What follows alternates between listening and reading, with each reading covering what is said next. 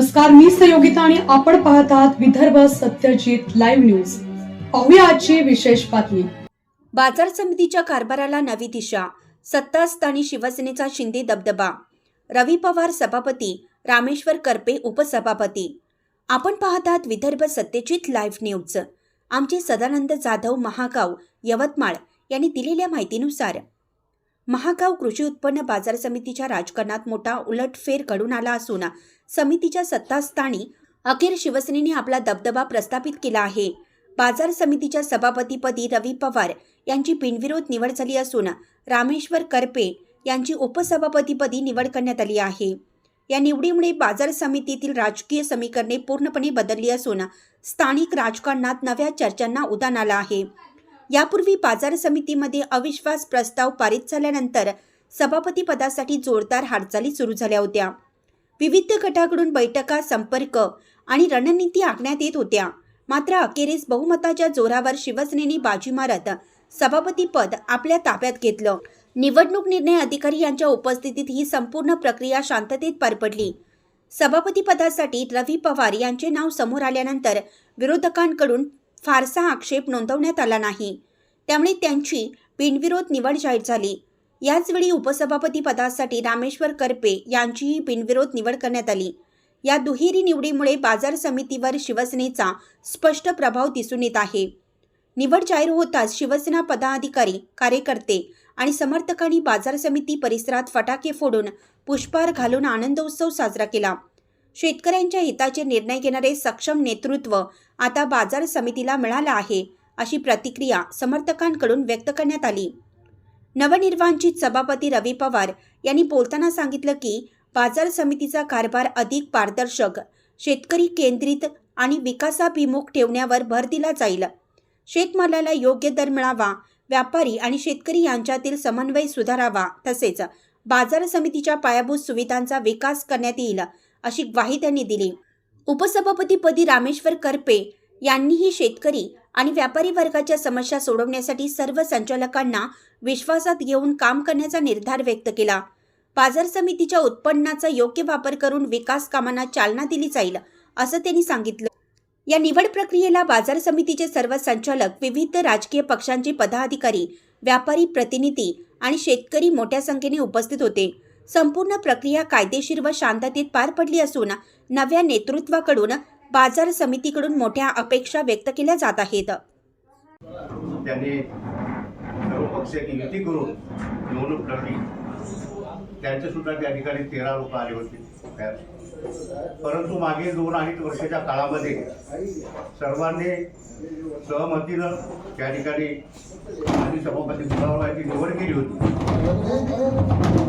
मी आभारी आहो आणि आपण सर्वजण उपस्थित राहिला आपलं सुद्धा आम्ही आभारी आहो। आणि जातीवादाचं जे त्यांनी आजपर्यंतची जी अफवा केली होती त्या सर्व अफवांना आम्ही आज रोजी भविष्यामध्ये सुद्धा जातीवाद न करता आपल्याला सर्वांना एका मतानं राहायचं ही आपली आपला शब्द राहील त्या गोष्टीचा। एवढं बोलतो आणि मी माझे 2 शब्द सांगतो।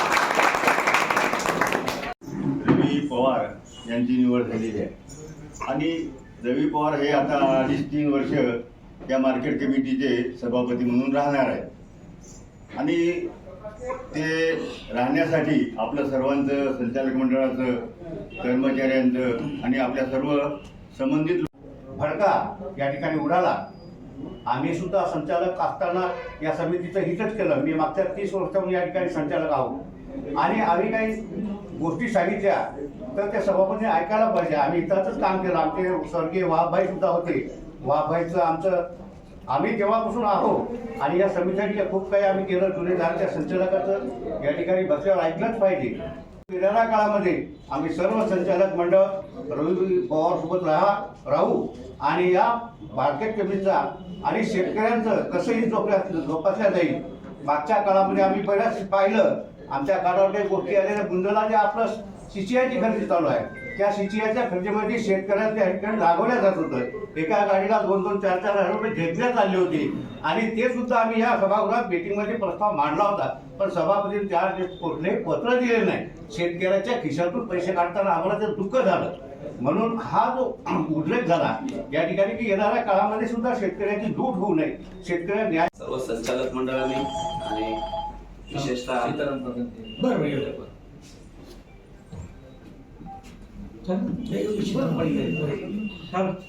परंतु असं एक वाटते की बा या बोर्डामध्ये जी जुनी मंडळी काही आहेत आणि काही नवीन मंडळी आहेत, परंतु सर्व काही चांगल्या विचाराचे आणि चांगल्याच ध्येयाने या ठिकाणी आलेले आहेत. परंतु त्याच्यात कुठं तरी आपल्याला काही फायदा होताना दिसला नाही.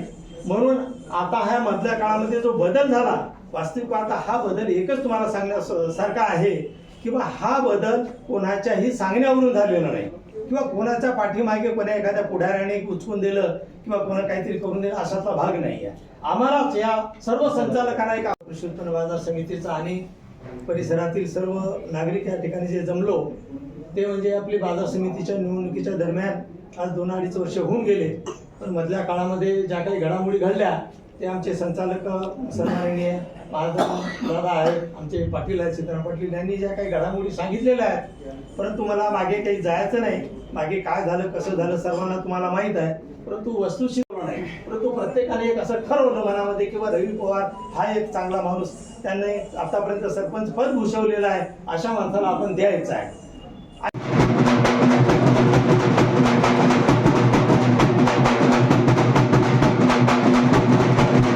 बातमी आवडल्यास लाईक करा, शेअर करा आणि सबस्क्राईब मात्र नक्की करा.